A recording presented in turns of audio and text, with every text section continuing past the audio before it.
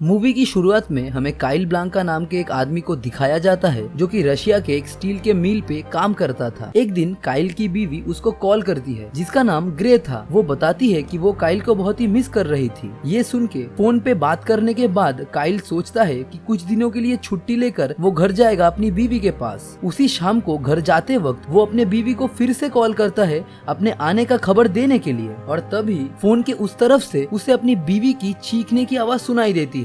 ये सुनकर तो वो बहुत ही डर जाता है। असल में सर्जियो कोविक नाम का एक बंदा उन लोगों के घर में डकैती करने के लिए घुस गया था और ग्रे को अकेला पाकर वो उसको मार देता है। और जब तक काइल घर पर पहुंचा तब तक बहुत ही देर हो चुका था। वो अपने बीवी को मरे हुए सोफे पर पाती है। वो सोफे के सामने बैठते ही सर्जियो ने पीछे से आकर उस पे अटैक करता है और वहां से भाग जाता है। काइल गुस्से में आकर उसका पीछा करता है और रास्ते में ही इन लोगों का एक बवाल हो जाता है। लेकिन बीच में ही इन लोगों को पुलिस आकर उठा लेती है और अगले दिन इन लोगों को कोर्ट पर जाना होता है। लेकिन यहाँ पे होता है ट्विस्ट। सर्जियो ने पैसे देकर जज को खरीद लिया था और खुद को निर्दोष साबित कर लिया। ये देख के काइल को बहुत ही गुस्सा आया था, तो वो बड़े कोर्ट के सामने ही एक ऑफिसर से गन उठाया और सर्जियो को वहाँ पर भून डाला। इतने सारे लोगों के सामने सर्जियो को मारने का सजा काइल को मिला और वो था उम्र कैद। फिर कुछ ही दिनों में काइल को क्रावावी नाम के एक जेल में ले जाया जा रहा था दूसरे क्रिमिनल्स के साथ। इस जेल को जनरल रूशॉफ चलाता था जो कि एक करप्टेड ऑफिसर था। जेल में घुसने से पहले सारे क्रिमिनल्स को वहां पर चेक किया जा रहा था और तभी काइल अपना वेडिंग रिंग देने के लिए इनकार करता है। तभी और एक ऑफिसर आता है जिसका नाम था टॉलिक। वो जबरदस्ती करके काइल का रिंग छीन लेता है। आगे उसी दिन जेल के अंदर काइल को एक बंदा दिखता है जिसका नाम बिली कूपर था। वो काइल की तरह अमेरिकन था। तो प्रिजन गार्ड्स आके बिली का सेल चेंज कर देता है एंड्रे नाम के एक प्रिजन फाइटर के साथ जो कि एक रशियन माफिया का मेंबर था। एंड्रे यहाँ पर प्रिजन गार्डों को घूस भी देता था। तो उसी रात एंड्रे ने बिली को बहुत पीटा बिना कारण, और अगले दिन प्रिजन गार्ड चुपचाप आकर बिली को ले गए प्रिजन के हॉस्पिटल पर। और एंड्रे ऐसे बिहेव करने लगा कि पिछले रात कुछ भी नहीं हुआ था। फिर सारे क्रिमिनल्स जब एक के बाद एक लाइन पे लग रहे थे, फिर एंड्रे ने टॉन्ट करते हुए काइल के बीवी के बारे में बुरा भला बोलने लगा। ये सुन के काइल को बहुत ही गुस्सा आया और इन दोनों के बीच में हाथापाई शुरू हो गया, जिसके कारण एंड्रे को तो कुछ नहीं किया गया, लेकिन काइल को एक गंदे नाली वाले प्रिजन सेल में कैद कर दिया जहाँ पर टट्टी बह रहा था। वहाँ पर दिन बिताना बहुत ही मुश्किल था। उसने खाना खाने के लिए भी इनकार कर दिया था और एट लास्ट उसने सुसाइड करने का भी ट्राई किया था, लेकिन वो नहीं हुआ। फिर वो बेहोश होके गिर जाता है और वो सपना देखता है अपने बीवी के साथ बिताए हुए अच्छे वक्तों का। फिर कुछ ही दिनों के बाद काइल को वहाँ से ट्रांसफर करके और एक दूसरे क्रिमिनल के साथ रख दिया जाता है। इस क्रिमिनल का नंबर था 451। ये एक अफ्रीकन अमेरिकन प्रिजनर था जो पिछले 3 सेलमेटों को मौत के घाट उतार चुका है। इसी रेपुटेशन के कारण काइल उससे एक भी बात नहीं करता है और चुपचाप आके वहाँ पर सो जाता है। अगले ही दिन काइल का भाई उससे मिलने आता है प्रिजन में और वो बताता है कि ग्रे को इन लोगों ने ठीक ठाक दफन कर दिया है और वो अपना जी जान लगा रहा है काइल को यहाँ से बाहर निकालने के लिए। तब तक के लिए वो सजेस्ट करता है कि काइल प्रिजन गार्डों को पैसे दे ताकि वो काइल की जिंदगी थोड़ा आसान कर दे। फिर उसी दिन काइल बिली से बात करता है और बिली उसको बताता है कि वो 18 महीने के लिए यहाँ पर कैद है क्योंकि वो दारू पी के एक रेस्टोरेंट में गाड़ी क्रैश कर देता है। इसी कन्वर्सेशन को इंटरप्ट करते हुए और एक अमेरिकन आता है जिसका नाम था मलाइकाई। वो एक व्हीलचेयर पे था और वो इसी प्रिजन का पॉलिटिक्स और सारे गैंग के बारे में बता रहा था और कैसे रशियन माफियाज यहाँ के प्रिजन गार्डों से मिले हुए हैं ये भी बता रहे थे। तो ऐसे ही समय बीत जाता है और काइल धीरे धीरे यहाँ के तौर तरीके सीखने लगता है। बीच बीच में एंड्रे उसको चिढ़ाने के लिए उसके बीवी के बारे में बुरा भला बोलता है, लेकिन वो कुछ नहीं कहता। एक दिन रात को काइल सोते हुए सपना देखता है जिस दिन उसके बीवी के ऊपर सर्जियो ने अटैक किया था। ये सपना देखते हुए वो बहुत ही जोर से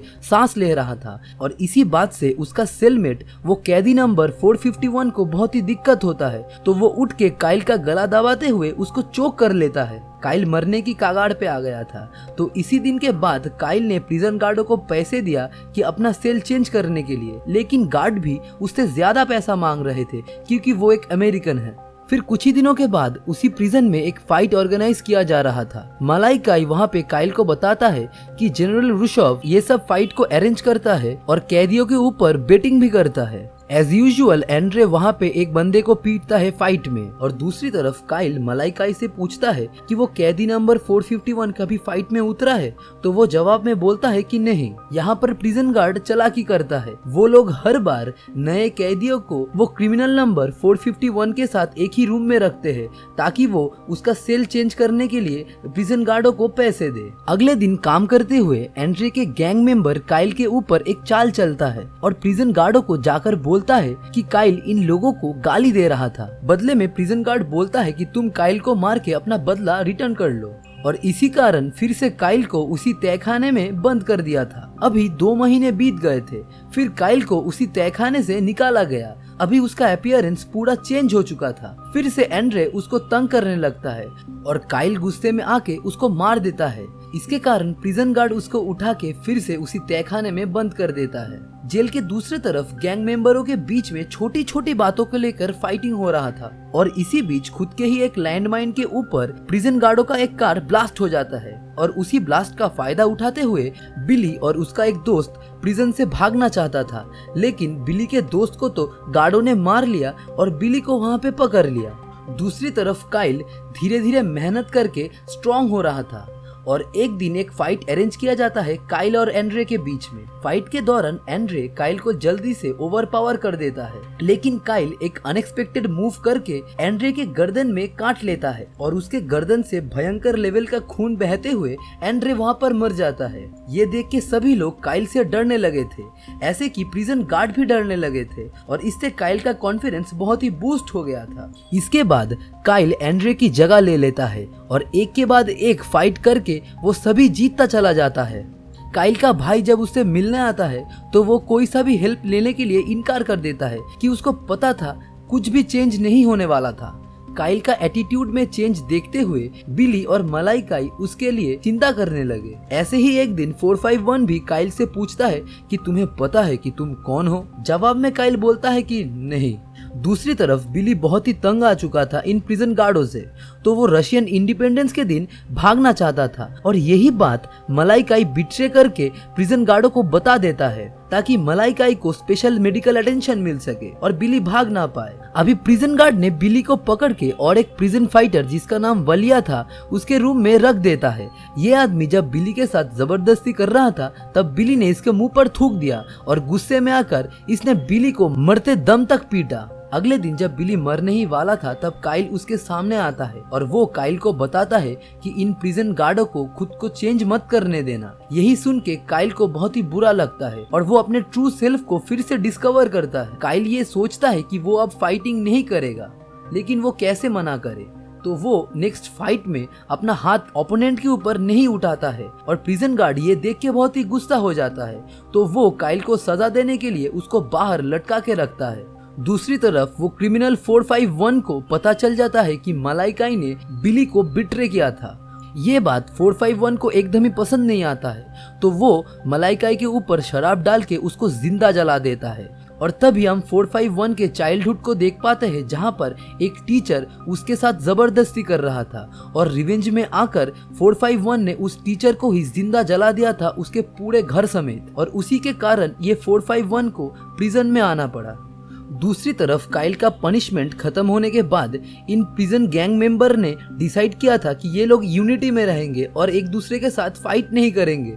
ये देख के जनरल रुशोव बहुत ही गुस्से में आ जाता है क्योंकि ये लोग फाइटिंग के ऊपर बहुत सारे गैम्बल करते हैं और पैसे कमाते थे। तो ऑफिसर ने सारा दोष काइल के ऊपर डाल दिया और उससे पीछा छुड़ाने के लिए एक प्लान तैयार करने लगा। तब तक काइल को प्रिजन हॉस्पिटल में भेज दिया गया था ताकि वो फिर से रिवाइव हो सके उस पनिशमेंट से। इसी दौरान वो अपने बीवी को फिर से सपने में देखता है और ये दोनों बात करते हैं। फिर इसके बाद जनरल रुशोव वहां पर आता है और काइल को एक लास्ट फाइट के लिए मनाने लगता है। काइल ये आखिरी बार के लिए मान जाता है और इस बार उसका ओपोनेंट होगा मिलोक नाम का एक दानव। हाँ, दानव।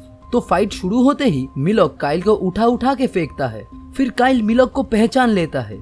असल में काइल जब तहखाने में कैद था तो वो दीवारें पीट पीट कर एक कैदी से बात करता था। वो मिलॉक ही था। ये लोग दीवार पीटने का पैटर्न से एक दूसरे को समझ लेते हैं। अभी मिलॉक बहुत ही इमोशनल हो जाता है क्योंकि इतने सालों में काइल के अलावा उससे कोई बात नहीं किया था। अभी मिलॉक ने काइल को गले लगाया और ये देख के ऑफिसर लोगों का खून खौल चुका था। तो ऑफिसर टॉलिक अपना गन निकाल के इन दोनों के ऊपर तान के इन दोनों को फिर से फाइट करने के लिए बोलने लगे। तभी काइल फाइट करने के लिए रिफ्यूज कर दिया और खुद गोली खाने के लिए तैयार हो गया। बीच में मिलॉक ने प्रिजन गार्डों के ऊपर अटैक कर दिया और ये देखते हुए बाकी सारे प्रिजनर्स भी चीखने लगे थे। अभी टेबल टर्न हो चुका था। काइल ने बाकी सारे प्रिजनर्स को खोल दिया था और ये लोग एक फुल स्केल रायट करने लगे। इसी बीच 451 और काइल बात कर रहे थे और काइल का कहानी सुनते हुए 451 ने उसको हेल्प करने के लिए राजी हो गया ताकि वो प्रिजन से भाग सके। फिर ये दोनों लोग अपने सेल में रिटर्न आते हैं।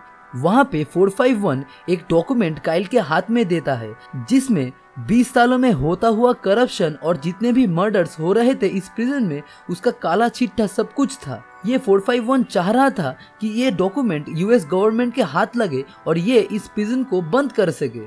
फिर से 451 काइल को कहता है कि लास्ट बार के लिए तुम फाइट में उतरो, जिसमें काइल तो पहले राजी नहीं होता है लेकिन 451 के मोटिवेशन से वो राजी हो जाता है ताकि प्रिजन गार्ड डिस्ट्रैक्ट रहे। तो अगले दिन काइल वैलिया से फाइट करने के लिए चला जाता है, जहाँ पर फाइट करते हुए काइल पहले ही जीतने लगता है और बीच में वैलिया चाकू निकल के काइल को मारने ही जाता है और तभी गलती से वो चाकू एक रशियन माफिया को लग जाता है और इसी का फायदा उठाते हुए काइल वैलिया का सर पोल में पटकते हुए उसको मार देता है।